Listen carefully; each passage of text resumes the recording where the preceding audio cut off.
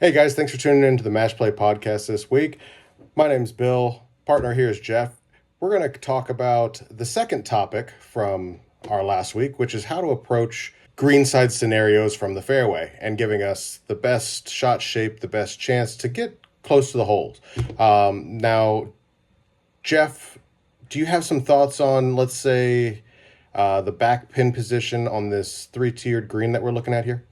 Yeah, so if I was in the right position of the fairway looking into this green, which would be slightly left in the fairway to have more of the green to be looking at. Looking at a back pin, I'm looking at three bunkers. Obviously, that pot bunker is death. In my opinion, I'd imagine it's pretty deep, pretty small, so it's going to be really hard to get up and down from there. So I'd call that pretty much an auto bogey. So I'm going to be aiming away from that. So I'm looking more left of this pin and a hair long, probably hole high to long and left of that pin. I'd rather be in that rough just left of that green than in either of those bunkers. And I do not want to be right because I imagine that's a pretty steep slope. So I'm thinking about, let's say I have 150 yards into this green. I'm going to say with that club, I probably have somewhere around a 7-yard dispersion, 7 to 10, let's call it 10. So I'm thinking with that pin location, I'm probably aiming about 5 to 7 yards left of that pin for my start line, so that my dispersion is going to help me work onto the green towards that pin if I miss it a little right, or if I hit it straight, I'm also on the green, and if I pull it a little left, I'm longer and I'm in that left rough and I still have an easy up and down opportunity.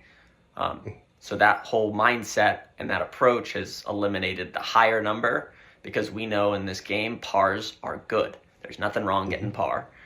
The thing we're trying to avoid is those bogeys, and that means playing away from the high number, which in this case would be that pot bunker as well as the potential other two bunkers.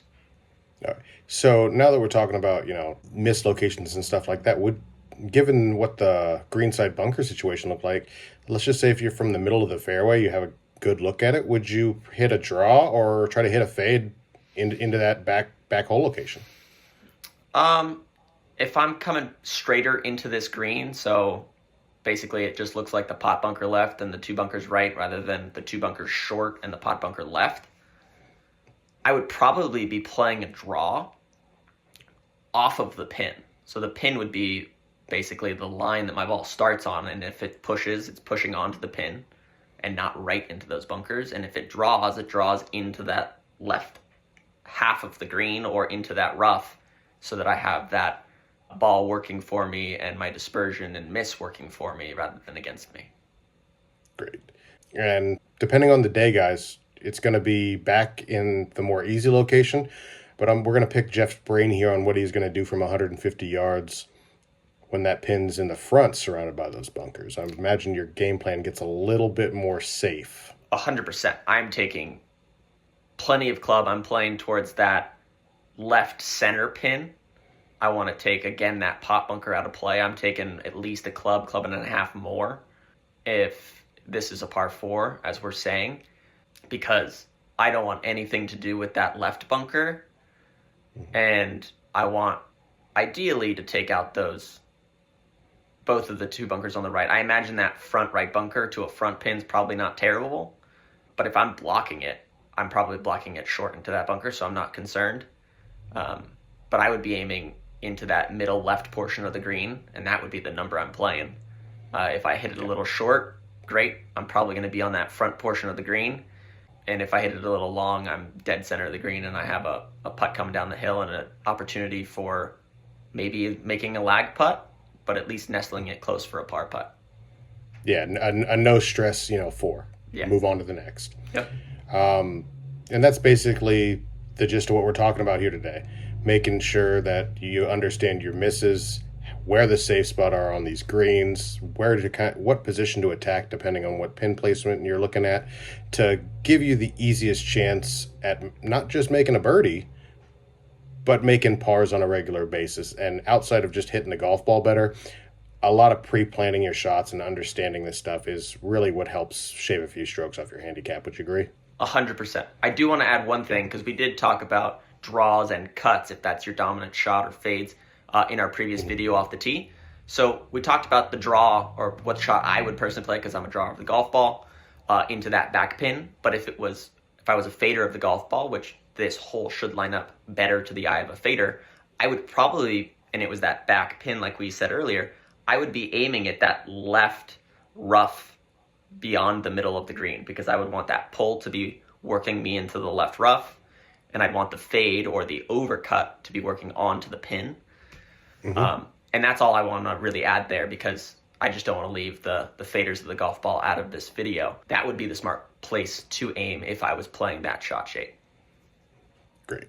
Pretty sure we've talked this green scenario about as thoroughly as we can. Let's move on to another example of a green. All right. This is a little bit less going on here. There is one big trouble section, which is, water left. And then the more immediate thing that we need to worry about from our approach shot is the bunker that's short in the front. Right. Similarly, if we're going to be talking about a back left pin. It's a green light. It's a green light all day. All day. There's no trouble there. There's nothing in the golf shot. Go after it. If you got a good number, you're having a decent look out of the middle of the fairway. That is an absolute birdie attempt. 100%. You're either pin hunting or you're playing for the middle of that green because if it's a longer club in your hand, middle of the green all day long.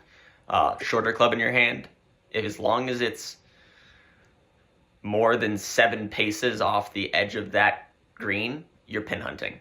Because your margin, long, short, left, or right, is going to be probably with a 150-yard shot like we talked about in the last scenario. That 7 yards of shotgun dispersion at that pin, long, short, left, and right, is going to work for you so you can pin hunt and still have an opportunity. But if it's closer to the edge of that green, I would draw your yardage back a little bit, play towards the center, and give yourself an opportunity for that.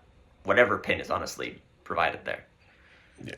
And now, basically, when we're looking at this green, if we draw a vertical plane, through about half of that green, any flag that's on the backside of that green is more than a green light from, even out of the rough in a lot of situations. It's fairly unguarded. It's fairly open to be able to hit, a shot in there to at least secure par. 100%. Now, when we're talking about, the lower half of this green, front left up over the bunker, front right, or maybe just right behind the bunker, these are par opportunities. There is no way we're going to be, unless we just hit an absolute perfect shot, but we're not playing the percentages at that point.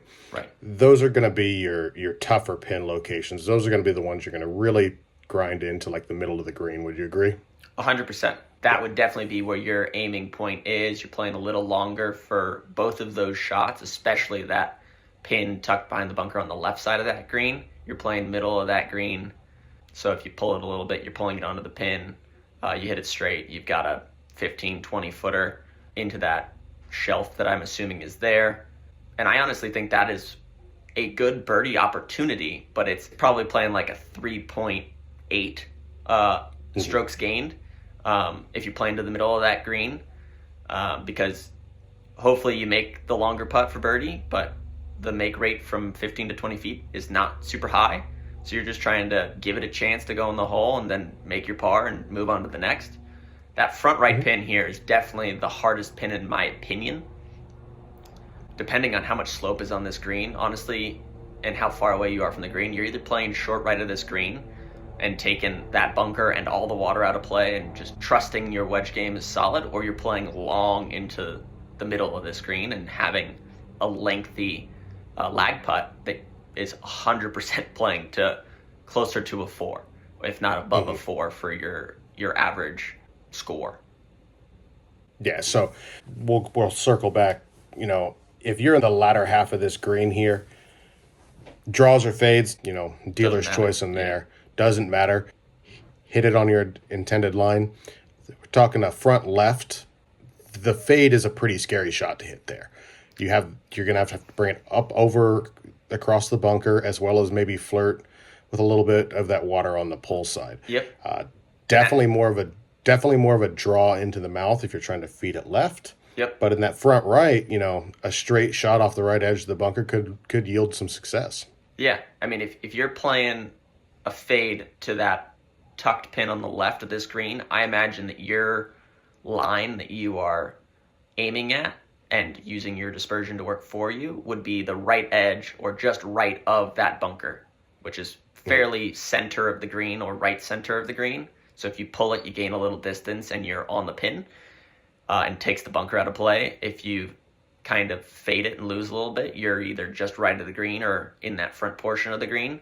And if you hit it straight onto your start line, you're in the middle of that green and you're giving yourself the best opportunity to make it work for you and make your miss work for you. All right, guys, we touched on a few green scenarios that'll give you the green light or the red light. Understand, play to your strengths, and you'll start to see that bogey avoidance percentage come up significantly. And see those scores get lower. Absolutely. Thanks for tuning in this week. We're glad to kind of be here with you guys, and we'll see you all next week. See ya. Thanks, everybody.